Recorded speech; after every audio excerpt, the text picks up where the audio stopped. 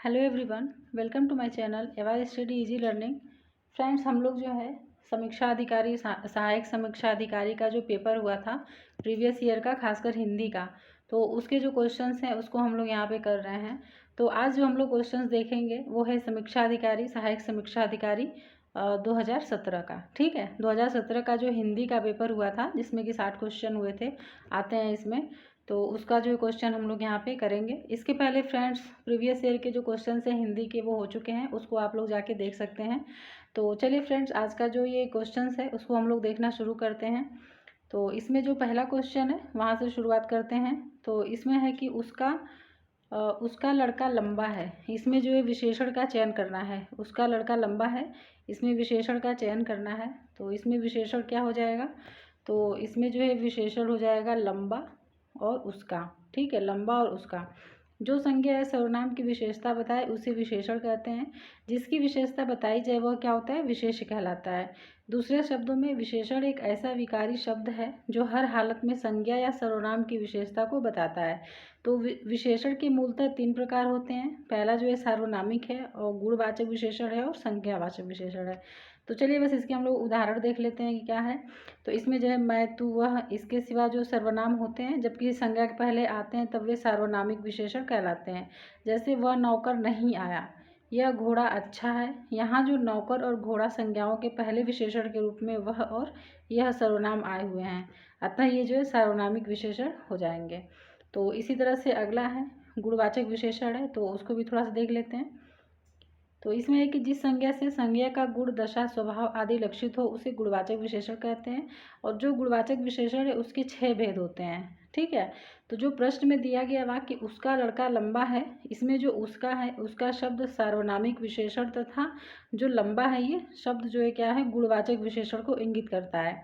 इसलिए इसमें वी और सी दोनों सही हो जाएंगे। अब बढ़ते हैं दूसरे क्वेश्चन पे।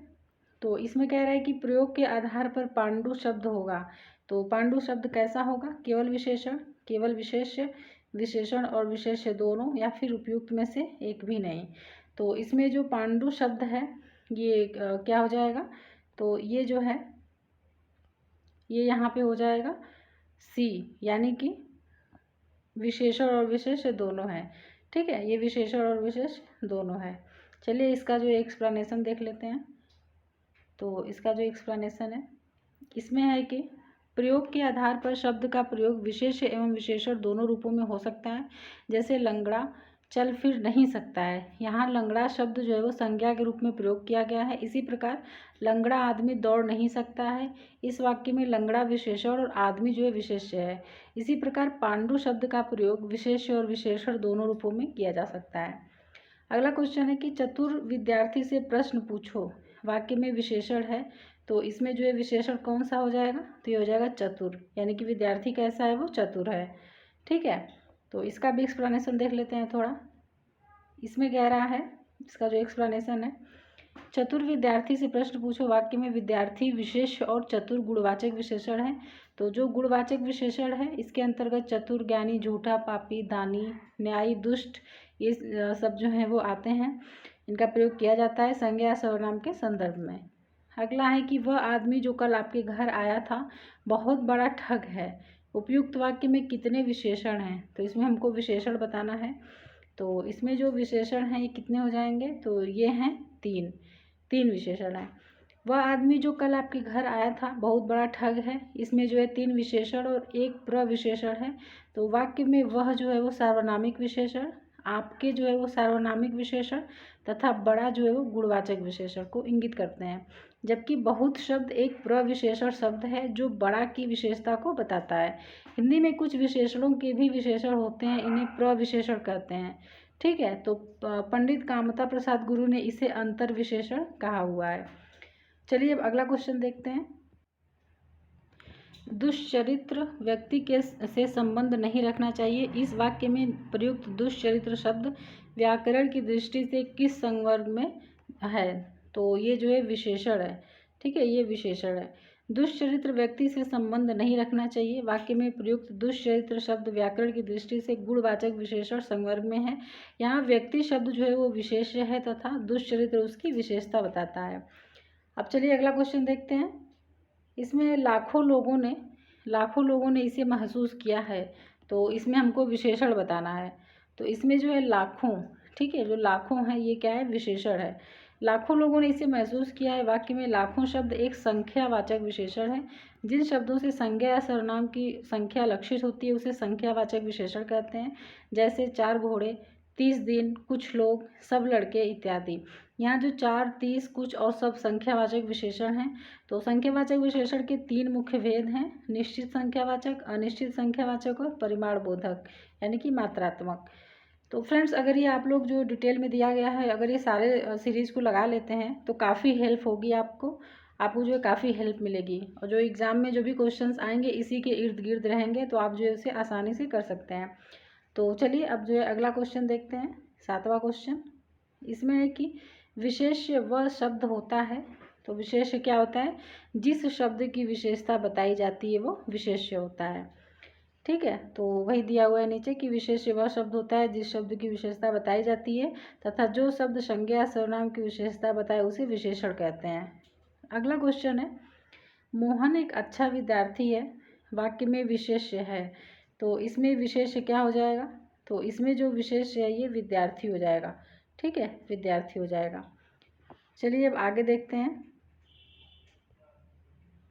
मोहन एक अच्छा विद्यार्थी है, इसमें विद्यार्थी विशेष्य है और अच्छा क्या है, उसका विशेषण है। तो विशेष्य वह है जिसकी विशेषता बताई जाती है। 8 बड़े चोर पकड़े गए थे, पुलिस की लापरवाही से आधे चोर भाग गए। वाक्य में किन शब्दों में विशेषण विशेष्य संबंध नहीं है, तो यहाँ पे नहीं है बताना है। तो चलिए देखते हैं इसमें से कि कौन सा नहीं है। तो एक है कि बड़े चोर, आधे चोर, पुलिस की लापरवाही, 8 बड़े चोर। तो इसमें जो फ्रेंड्स इसका आंसर हो जाएगा, ये हो जाएगा पुलिस की लापरवाही। 8 बड़े चोर तथा आधे चोर वाक्यांशों में चोर विशेष्य तथा 8 बड़े और आधे विशेषण शब्द हैं। पुलिस की लापरवाही वाक्यांश में विशेषण विशेष संबंध को नहीं बताता है। अब अगला क्वेश्चन देखते हैं, 10वां क्वेश्चन। निम्नलिखित शब्दों में से कौन सा विशेषण है, तो इसमें विशेषण कौन सा हो जाएगा, तो ये राही, जो राही है ये विशेषण है। तो उपयुक्त विकल्प में राही शब्द विशेषण है। क्रोध विशेष्य से क्रुद्ध विशेषण शब्द बनता है, न कि क्रोधी। तो जो क्रोधी है ये विशेषण नहीं है, अगर यहीं पे क्रुद्ध होता तो ये विशेषण हो जाता। राही विशेषण शब्द की रचना राह से की गई है, यह एक विशेष्य शब्द है, यानी जो राह है ये विशेष्य है और राही जो है इसका विशेषण हो जाएगा। अगला क्वेश्चन देखते हैं, विशिख किस शब्द का पर्यायवाची है, तो अब यहाँ से पर्यायवाची के क्वेश्चन शुरू हो गए हैं। तो जो विशिख है ये बाढ़ का पर्यायवाची है। ठीक है, बाढ़ का। तो और क्या क्या है, बाढ़, आशुभ, शिलीमुख, ये भी कई बार पूछा हुआ है। इशु, नाराज, शर, गो, तीर, ये सब जो है वो किसके हैं, बाढ़ के पर्यायवाची या फिर विशिख के पर्यायवाची हैं। तरु के पर्यायवाची क्या हो जाएंगे, द्रुम, पादप, विटप, अगम, पेड़, गाछ और वृक्ष। और सरोवर के पर्यायवाची तो सर, तड़ाग, हृद, पुष्कर, जलाशय, ये सब जो है वो सरोवर के पर्यायवाची हैं। चलिए अब अगला क्वेश्चन देखते हैं। निम्नलिखित में खर का पर्याय शब्द नहीं है, तो नहीं है बताना है। तो जो खर का पर्याय नहीं है ये तेज हो जाएगा। बाकी दुष्ट, तिनका, गधा, ये तीनों जो खर के पर्याय हैं। तो खर का पर्यायवाची और क्या होता है, दुष्ट, गधा, तिनका एवं राक्षस। तेज जो है खर का पर्यायवाची शब्द नहीं है। कौन सा शब्द घोड़ा का पर्यायवाची नहीं है, तो इसमें नहीं है बताना है।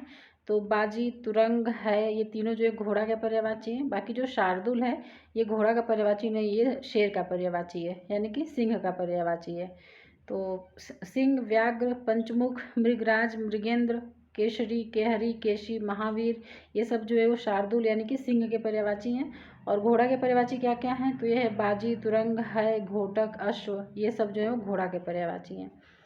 तो पर्यायवाची में काफ़ी कन्फ्यूजन रहता है, इसको बहुत अच्छे से देख के याद करना पड़ता है, तो थोड़ा सा ध्यान से देखिएगा। चलिए अब अगला क्वेश्चन देखते हैं। इसमें टीका का पर्याय बताना है, टीका का। तो इसका जो पर्याय हो जाएगा ये व्याख्या हो जाएगा। ठीक है, व्याख्या हो जाएगा। निम्नलिखित में यमुना का पर्यायवाची शब्द नहीं है, तो नहीं है बताना है। तो कुलंकषा जो है वो यमुना का पर्यायवाची नहीं है। कुलंकषा किसका है, तो ये नदी, सरिता, तटनी, आपगा, निम्नगा, निर्झरणी, तरंगिणी, यानी कि नदी का जो पर्याय है ये क्या है, ये जो है हो जाएगा कुलंकषा। ठीक है, कुलंकषा हो जाएगा। चलिए अब आगे देखते हैं। यमुना का पर्याय क्या हो जाएगा? तो यमुना का हंस सुता, अर्कजा, कृष्णा, कालिंदी, कालिंदी तो कई बार पूछा हुआ है, सूर्य तनया, सूर्य सुता, ये सब जो है यमुना के पर्यायवाची है। चलिए फ्रेंड्स, अब अगला क्वेश्चन देखते हैं। इसमें कह रहा है निम्नलिखित में से मीन का समानार्थी यानी मीन का पर्यायवाची बताना है, तो ये झक हो जाएगा। ठीक है, झक हो जाएगा मीन का। मीन का समानार्थी झक, मीन, मत्स्य, सफरी या शफरी, झस, झस जो है मछली, जल जीवन, ये सब जो है वो मीन के पर्यायवाची हैं। शिलीमुख, अली, शतपथ, मधुकर, भ्रमर, मिलिंद, द्विरेफ, मधुप, ये सब जो है भौरा के समानार्थी हैं। ठीक है, भौरा के हैं। अब चलिए अब देखते हैं अगला क्वेश्चन। नेक्स्ट क्वेश्चन पे चलते हैं। अब आता है 17वां क्वेश्चन। निम्नलिखित में से केतु का पर्याय नहीं है, तो केतु का पर्याय जो है इसमें से कौन सा नहीं है? तो ग्रह हो जाएगा। बाकी झंडा, निशान, पताका, ये सब जो है केतु के पर्याय हैं। तो और क्या क्या हो सकते हैं? तो पताका हो गया, निशान, केतन, ये सब जो है वो झंडा के पर्याय हैं। ग्रह जो है केतु का पर्याय नहीं है। चलिए अब 18 नंबर का क्वेश्चन देखते हैं। इसमें है कि तलवार का पर्यायवाची शब्द है, तो जो तलवार का पर्यायवाची हो जाएगा ये करवाल हो जाएगा। ठीक है, करवाल हो जाएगा। और क्या क्या होता है तलवार का पर्यायवाची? शमशीर, तेग, कृपाण, अस्सी, खड्ग, ये सब जो है तलवार के पर्यायवाची दिए हुए हैं। चलिए फ्रेंड्स, नेक्स्ट क्वेश्चन देखते हैं।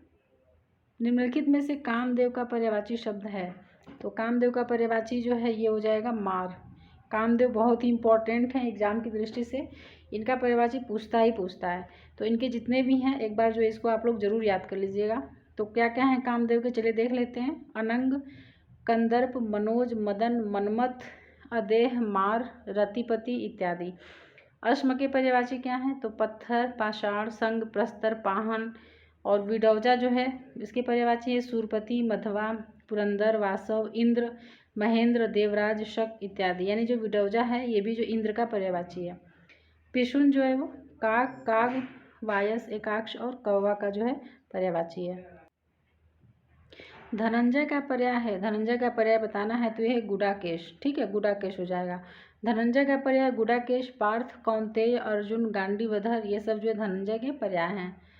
अब जो है तत्सम की दृष्टि से शुद्ध है। अब यहाँ से तत्सम के क्वेश्चन शुरू हो रहे हैं। तो इसमें जो है शाटिका, रैन, रस्सी, सरसों, तो तत्सम की दृष्टि से शुद्ध पूछा है तो ये हो जाएगा शाटिका। ठीक है, शाटिका जो है ये तत्सम की दृष्टि से शुद्ध है। चलिए अब देखते हैं नेक्स्ट क्वेश्चन। तो यहाँ पे जो तद्भव दिया गया है और एक तरफ तत्सम है, तो साड़ी का जो तत्सम है ये शाटी या फिर शाटिका हो जाएगा। और रस्सी का जो तत्सम है ये रश्मि है। और रैन का रजनी हो जाएगा। और सरसों का सरसप। ठीक है, सरसप हो जाएगा। बारात का तत्सम रूप है, तो जो बारात का तत्सम रूप है ये हो जाएगा वर यात्रा। वर यात्रा हो जाएगा। बारात शब्द अशुद्ध है, इसका शुद्ध रूप बारात होता है, बारात लिखा जाता है। इसका तत्सम रूप क्या हो जाएगा? वर यात्रा हो जाएगा। बढ़ते हैं नेक्स्ट क्वेश्चन की तरफ। 23 नंबर का जो क्वेश्चन है उसको देखते हैं। तो इसमें कह रहा है मोती का तत्सम रूप है, तो मोती का तत्सम रूप बताना है, तो ये हो जाएगा मौक्तिक। ठीक है, मौक्तिक हो जाएगा। मिट्टी का तत्सम शब्द है, तो मिट्टी का जो तत्सम शब्द है ये मृत्तिका हो जाएगा। क्या हो जाएगा? मृत्तिका हो जाएगा, मृत्तिका हो जाएगा। अब बढ़ते हैं अपने नेक्स्ट क्वेश्चन की तरफ। 25 निम्नलिखित में से तद्भव शब्द है, तो तद्भव बताना है। इसमें उलूक, कूप, ओझा और पुस्तक। तो इसमें जो ओझा है ये जो है तद्भव है। ठीक है, ओझा शब्द तद्भव है। देख लेते हैं इसका एक्सप्लेनेशन यहाँ पे। तो इसमें जो उल्लू है इसका जो तत्सम हो जाएगा उलूक हो जाएगा। और कुआं का तत्सम जो है ये कूप होता है। ओझा का उपाध्याय होता है। और पोथी का पुस्तक या फिर पुस्तिका होता है। ठीक है, तो चलिए अगला क्वेश्चन देखते हैं। 26 निम्नलिखित में से एक शब्द तत्सम है, तो कौन सा तत्सम बताना है? तो सपूत है, सरीसृप, सांकल या फिर साँझ। तो इसमें जो सरीसृप दिया गया है, सरीसृप ये जो है तत्सम है। ठीक है, तो सरीसृप जो है तत्सम है। और सपूत का जो है तत्सम क्या हो जाएगा? सुपुत्र हो जाएगा। और सांकल का श्रृंखला हो जाएगा। और साँझ का जो है संध्या होता है तत्सम। ठीक है, तो इसमें जो आंसर हो जाएगा ये सरीसृप हो जाएगा। 27 नंबर देखते हैं। निम्नलिखित में से तद्भव शब्द है, तो इसमें तद्भव बताना है। तो इसमें जो तद्भव हो जाएगा ये हो जाएगा घर हो जाएगा। बाकी ज्योत्सना, परीक्षा और श्रेष्ठी ये तीनों जो है तत्सम है। तो ज्योति का जो है ज्योत्सना हो जाएगा, तो ज्योत्सना का तद्भव पूछेगा तो ज्योति हो जाएगा। और श्रेष्ठी का तद्भव जो है क्या होता है, सेठ होता है। और परीक्षा का परख होता है, परख। और घर का जो तत्सम है ये गृह हो जाएगा, गृह हो जाएगा। चलिए अब आगे देखते हैं। अखरोट का तत्सम शब्द है, अखरोट का तत्सम, तो ये हो जाएगा अक्षोट। ठीक है, अक्षोट हो जाएगा। अखरोट का तत्सम रूप जो है वो अक्षोट होता है, अक्षोट। नेक्स्ट क्वेश्चन देखते हैं फ्रेंड्स। निम्नलिखित में तत्सम तद्भव का सही युग्म है, तो इसमें एक युग्म सही होगा। तो महुआ, महूक लिखा है महुआ, अक्षवाट लिखा है अखाड़ा, और आर्द्रक लिखा है अदरक, ईख लिखा है ईक्ष लिखा है ईख। तो इसमें जो सही युग्म हो जाएगा ये हो जाएगा अक्षवाट और अखाड़ा। ठीक है, अक्षवाट और अखाड़ा जो इसमें सही है। बाकी देख लेते हैं। महुआ जो है तो महुआ का तत्सम मधुक होता है, और यहाँ पे महूक लिखा हुआ है तो ये गलत हो जाएगा। अखाड़ा का अक्षवाट ये दिया हुआ है सही। अदरक का जो तत्सम होता है ये आर्द्रक होता है, आर्द्रक, ये आर्द्रक लिखा हुआ है। और ईख का तत्सम क्या होता है, तो इक्षु होता है। ठीक है, इक्षु हो जाएगा। अब चलते हैं अगले क्वेश्चन पे। निम्नलिखित में से तत्सम की दृष्टि से एक युग्म अशुद्ध है, तो कौन सा अशुद्ध है ये बताना है इसमें। तो दीक्षा के आगे लिखा है परीक्षा, और शुकर के आगे बलिवर्द, और कपूत का सपूत, और वरिष्ठ का कनिष्ठ। तो इसमें जो है अशुद्ध पूछा है। ठीक है, अशुद्ध पूछा है, ये ध्यान रखना है। तो इसमें जो कपूत और सपूत, ठीक है, कपूत और कपूत तद्भव शब्द है, इसका तत्सम जो है कुपुत्र तथा सपूत का तत्सम जो है सुपुत्र होगा। बाकी से शेष जो विकल्प दिए गए हैं ये शुद्ध हैं। ठीक है, शुद्ध दिए गए हैं। अब अगला क्वेश्चन देखते हैं। निम्नलिखित शब्दों में वर्तनी की दृष्टि से कौन सा शब्द अशुद्ध है, तो इसमें अशुद्ध बताना है। तो ये हो जाएगा निरापराध, निरापराध। इसमें जो है निरापराध नहीं होता है, ये होता है निरपराध, निरपराध होता है। बाकी पुष्पांजलि सही लिखा है, भास्कर ठीक है, और उज्ज्वल जो है ठीक है। उज्ज्वल थोड़ा ध्यान से देखिएगा, ये अधिकतर पूछता है। ठीक है, तो ये ज में थोड़ा कन्फ्यूजन हो जाता है, दोनों जो है आधा ज होता है इसमें। अब चलते हैं अगले क्वेश्चन की तरफ। अगला क्वेश्चन देखते हैं। अगला क्वेश्चन जो है वो देखते हैं हम लोग। तो इसमें है निम्नलिखित में अशुद्ध वर्तनी का शब्द है, तो इसमें जो अशुद्ध वर्तनी है देखते हैं। वांग्मय, उत्कर्ष, वैमनस्य, मिथिलेश कुमारी। तो इसमें जो डी है ये गलत है। ठीक है, इसमें मिथिलेश कुमारी, इसका शुद्ध वर्तनी रूप जो मिथिलेश कुमारी होगा, ये मिथ नहीं होगा, मिथि होगा। निम्नलिखित में से एक शब्द अशुद्ध है, तो कौन सा अशुद्ध है, तो ये हो जाएगा नौकरी। ये नौकरी नहीं होता, नौकरी होता है। ठीक है, नौकरी होता है। बाकी दैहिक, प्रौढ़ और पौरुष ये तीनों जो है सही दिए गए हैं, शुद्ध रूप में लिखे गए हैं। अब अगला क्वेश्चन देखते हैं। इनमें से अशुद्ध वर्तनी का शब्द है, तो इसमें जो अशुद्ध लिखा गया है देख लेते हैं क्या क्या है। तो एक तो है पुनरुत्थान, और ये है हिरण्यकश्यपु। तो हिरण्यकश्यपु जो है ये और पुनरुत्थान दोनों अशुद्ध हैं। इनका शुद्ध रूप क्या हो जाएगा, ये पुनु नहीं होता, ये पुनरुत्थान होता है, पुनरुत्थान। और ये जो हिरण्यकशिपु होता है, हिरण्यकशिपु होता है। निम्नलिखित में से शुद्ध वर्तनी वाला शब्द है, तो इसमें जो प्रतिदर्श लिखा गया है ये शुद्ध है। ठीक है, प्रतिदर्श शुद्ध वर्तनी वाला शब्द है। शेष विकल्प के शुद्ध वर्तनी रूप जो है वो ये दृष्टा नहीं दृष्टा होता है, और रचयिता नहीं रचयिता ऐसे लिखा जाता है, रचयिता। ठीक है, और ये आहार होता है, आहार होता है, ये आहार लिखा हुआ है, तो इसलिए ये गलत हो जाएगा। अब देखते हैं नेक्स्ट क्वेश्चन। निम्नलिखित में अशुद्ध वाक्य है, तो इसमें भी हमको अशुद्ध वाक्य छांटना है। गौतम ऋषि की पत्नी का नाम अहल्या था। इस कार्य में बहुत विलंब हो गया, और रसगुल्ला बहुत स्वादिष्ट है, एक गुलाब की माला खरीद लेना। तो फ्रेंड्स इसमें अशुद्ध पूछा है, तो ये डी हो जाएगा इसका आंसर। एक गुलाब की माला खरीद लेना ये गलत है। उपयुक्त में से एक गुलाब की माला खरीद लेना अशुद्ध वाक्य है, क्योंकि एक गुलाब की माला नहीं बनती है। इस वाक्य का शुद्ध रूप हो जाएगा गुलाब की एक माला खरीद लेना। ठीक है, गुलाब की एक माला खरीद लेना। तो अगला देखते हैं अब 37। इसमें है निम्नलिखित में से एक वाक्य अशुद्ध है, इसमें भी हमको अशुद्ध बताना है। इस बात का स्पष्टीकरण करना आवश्यक है। प्याज तीखा होता है, आप इतनी देर में क्यों आए, प्रत्येक श्रमिक को 2 रुपये मिले। तो इसमें अशुद्ध बताना है, तो ए हो जाएगा। इस बात का स्पष्टीकरण करना आवश्यक है, ये जो है अशुद्ध है। तो इसमें जो है इस बात का स्पष्टीकरण करना आवश्यक है वाक्य में अशुद्ध है, क्योंकि करना जो है क्रिया का वाचक करण पहले से ही मौजूद है। साधारण वाक्यों में दो दो क्रियावाचक पदों का प्रयोग नहीं होता है। इस वाक्य का शुद्ध रूप जो है ये हो जाएगा, इस बात का स्पष्टीकरण आवश्यक है। तो इसमें जो करना लिखा हुआ है वो इसमें ज़रूरत नहीं थी, वो असंगत है। अब बढ़ते हैं नेक्स्ट क्वेश्चन की तरफ। इसमें है निम्नलिखित में शुद्ध वाक्य है। तो भारत के भी ब्रिटेन के अधीन था। निरपराधी व्यक्ति को दंड नहीं मिलना चाहिए। बादशाह ने मुक्त हस्त दान दिया और उसे पैतृक संपत्ति में हिस्सा नहीं मिला। तो इसमें शुद्ध बताना है तो ये सी हो जाएगा। ठीक है, बादशाह ने मुक्त हस्त दान दिया, ये जो है यहाँ पे सही दिया हुआ है। अब अगला क्वेश्चन देखते हैं। चलिए पहले इसका एक्सप्लेनेशन देख लेते हैं। पहला जो था, भारत कभी ब्रिटेन के अधीन था क्योंकि अधीन अशुद्ध वर्तनीय, वहाँ पे अधीन लिखा था जबकि अधीन होगा। ठीक है, अधीन हो जाएगा। निरपराधी को दंड नहीं मिलना चाहिए, निरपराधी के साथ व्यक्ति का प्रयोग नहीं किया जाना चाहिए, यह जो है अशुद्ध रूप है। तो निरपराधी के साथ व्यक्ति का प्रयोग नहीं किया जाना चाहिए। तीसरा है कि उसे पैतृक संपत्ति में हिस्सा नहीं मिला। इस वाक्य में पूर्ववत प्रयोग किया गया पैतृक शब्द अशुद्धि वर्तनीय है। ठीक है, ये अशुद्ध लिखा हुआ था। अगला क्वेश्चन देखते हैं 39। निम्नलिखित में से कौन सा वाक्य अशुद्ध है? तो वह अनेकों मामलों में गवाह था, नुपुर की ध्वनि मनमोहक है, आपकी मनोकामना पूरी हो, मनीषीगण मेरी बात पर ध्यान दें। तो अशुद्ध पूछा है तो ए हो जाएगा। ठीक है, वह अनेकों मामलों में गवाह था, ये अशुद्ध लिखा हुआ है। इसका शुद्ध वाक्य क्या हो जाएगा? वह अनेक मामलों में गवाह था, ये जो है उसका शुद्ध रूप हो जाएगा। अगला क्वेश्चन देखते हैं फ्रेंड्स, 40 नंबर का।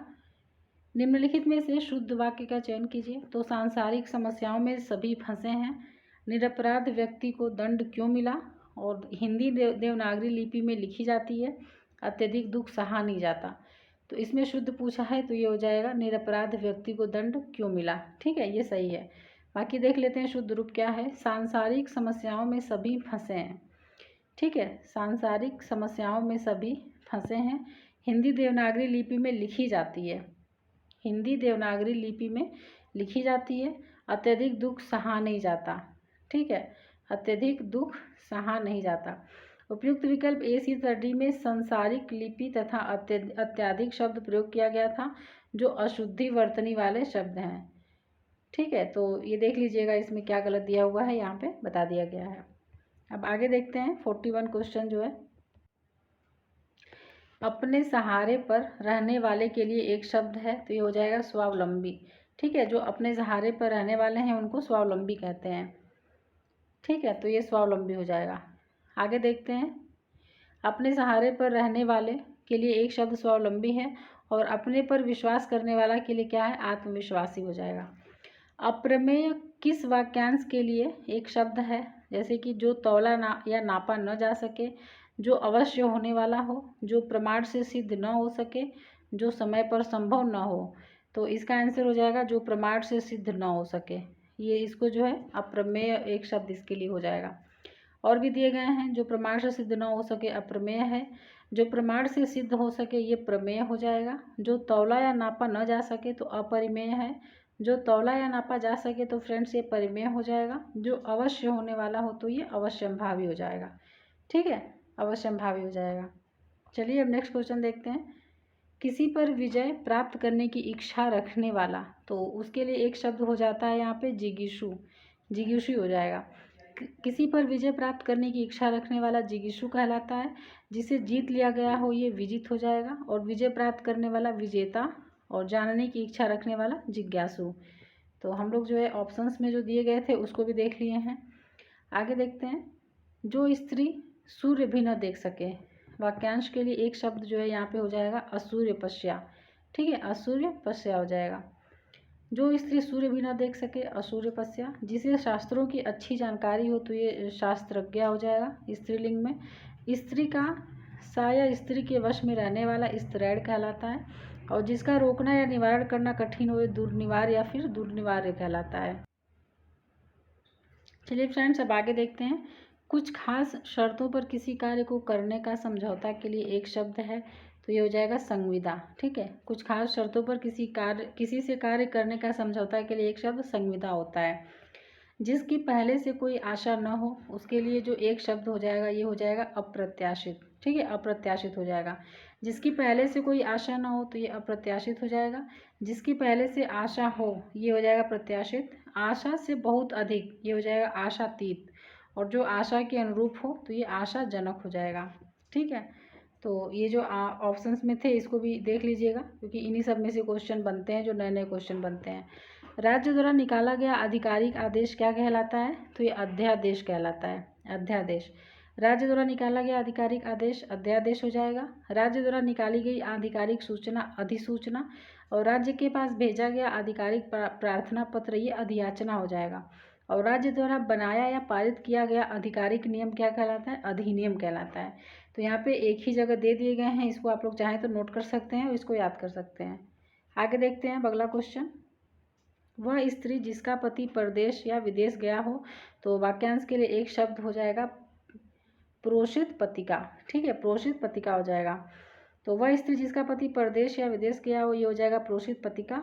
वह जिसका पति परदेश से लौटा हो तो ये आगत पतिका हो जाएगा। वह जिसका पति विदेश जाने वाला हो तो ये हो जाएगा प्रवत्यस्य पतिका। हाल ही में ब्याही स्त्री को नवोढ़ा बोलते हैं, ये नवोढ़ा हो जाएगा। चलिए फ्रेंड्स, अब आगे देखते हैं अगला क्वेश्चन 49 नंबर का। पैर से सिर तक वाक्यांश के लिए एक शब्द क्या हो जाएगा? तो ये हो जाएगा आपाद मस्तक। आपाद मस्तक हो जाएगा। और सिर से लेकर पैर के नाखून तक तो ये हो जाएगा शिखनख। और सिर से लेकर पैर तक का पहनावा ये हो जाएगा शिरोपर। ठीक है, शिरोपर हो जाएगा। आगे देखते हैं अगला क्वेश्चन देखते हैं। अनुचित बात के लिए आग्रह करने वाला। तो जो अनुचित बात के लिए आग्रह करता है उसको दुराग्रही बोलते हैं। अनुचित बात के लिए आग्रह करने वाला दुराग्रही है। अनुचित बात के लिए आग्रह ये दुराग्रह हो जाएगा। और जिसने किसी प्रकार का आग्रह न किया हो ये अनाग्रही हो जाएगा। निषिद्ध के लिए सही विलोम शब्द है, तो निषिद्ध के लिए जो विलोम होता है ये हो जाएगा विहित। विहित होता है। ठीक है, इसका आंसर सी हो जाएगा। तो निषिद्ध के लिए सही विलोम शब्द विहित है। और सिद्ध का विलोम असिद्ध तथा घृणित का विलोम स्नेही हो जाएगा। निम्नलिखित में से एक शब्द शुष्क का विलोम है, तो फ्रेंड्स इसमें जो शुष्क का विलोम हो जाएगा आर्द्र हो जाएगा। ठीक है, आर्द्र हो जाएगा। और बाकी उष्ण का विलोम शीत या फिर शीतल होता है। और शिष्ट का विलोम अशिष्ट हो जाएगा। अब नेक्स्ट क्वेश्चन देखते हैं। निम्नलिखित में से एक शब्द स्थूल का विलोम नहीं है, तो इसमें से कौन सा स्थूल का विलोम नहीं है? तो ये जो है हो जाएगा यहाँ पे सूक्ष्म। ठीक है, सूक्ष्म हो जाएगा। माफ़ करिएगा, इसका जो आंसर ये हो जाएगा शाश्वत। इसमें नहीं है पूछा है, स्थूल का विलोम नहीं है तो ये शाश्वत हो जाएगा। बाकी सूक्ष्म, तन्वी और दुर्बल ये सब जो है वो स्थूल के विलोम दिए गए हैं। चलते हैं अब अगले क्वेश्चन पे। पृथक का सही विलोम है, इसमें पृथक का सही विलोम बताना है तो ये हो जाएगा संयुक्त। पृथक का संयुक्त हो जाएगा। और एकत्र का क्या हो जाएगा? विकीर्ण हो जाएगा। थकित का स्फूर्तिमान। और सुघटित का विघटित हो जाएगा। निम्नलिखित में से एक शब्द उपयोग का विलोम है, तो उपयोग का जो विलोम है ये हो जाएगा अनुपयोग। ठीक है, अनुपयोग हो जाएगा।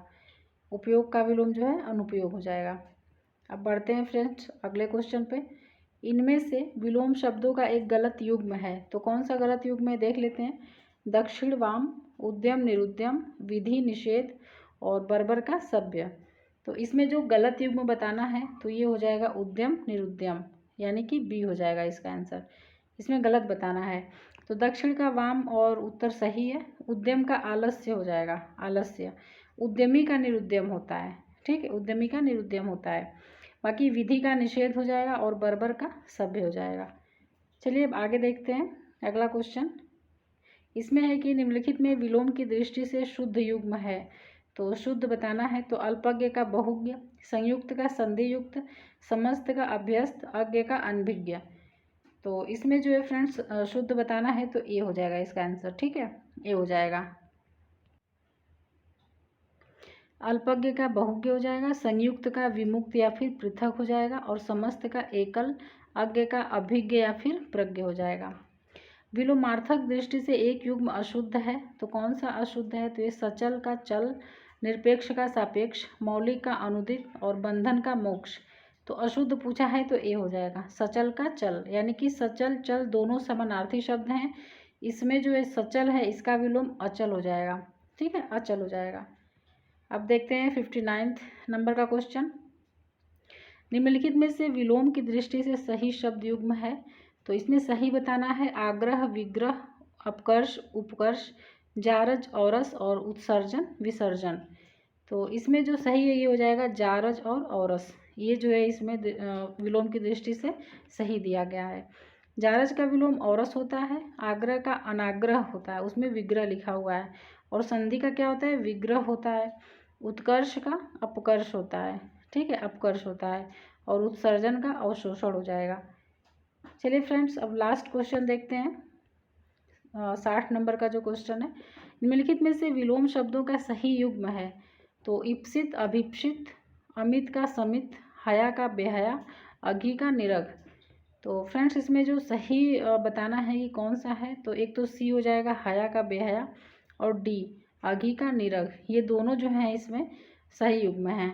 हया का बेहया और अघी का क्या हो जाएगा, निरघ, और इप्सित का अनिप्सित हो जाएगा। यहाँ पे अभिप्सित लिखा है इसलिए गलत है, और अमित का परिमित हो जाएगा, ठीक है, परिमित हो जाएगा। तो इस प्रश्न में विकल्प सी और डी सही है, क्योंकि अधि जो है इसमें, अधि को का अर्थ पापी होता है, इसका विलोम निरघ अर्थात निष्पाप या निष्कलंक होता है। तो चलिए फ्रेंड्स, हम लोग जो है आज जो है RO का जो प्री हुआ था एग्ज़ाम 2017 का, उसके हिंदी को क्वेश्चंस को देख लिए यहाँ पे। अब हम लोग जो है नेक्स्ट सीरीज़ को देखेंगे। तब तक जो है आप लोग इसको अच्छे से दोहराते रहिए, पढ़ते रहिए, और अपनी हिंदी की जो तैयारी है वो काफ़ी अच्छी कर लीजिए, ताकि जो एग्ज़ाम जब आए तो ज़्यादा प्रॉब्लम ना हो। तो चलिए फ्रेंड्स, अब मिलते हैं नेक्स्ट वीडियो में। और फ्रेंड्स, अगर आपको ये वीडियो एक जगह चाहिए तो आप हमारा टेलीग्राम चैनल भी ज्वाइन कर सकते हैं। डिस्क्रिप्शन में जो है लिंक दे दिया गया है आपको, तो वहाँ से जाके आप टेलीग्राम पे ऐड हो सकते हैं। तो चलिए फ्रेंड्स, मिलते हैं नेक्स्ट वीडियो में। तब तक जो अपना ध्यान रखिए और पढ़ाई करिए अच्छे से।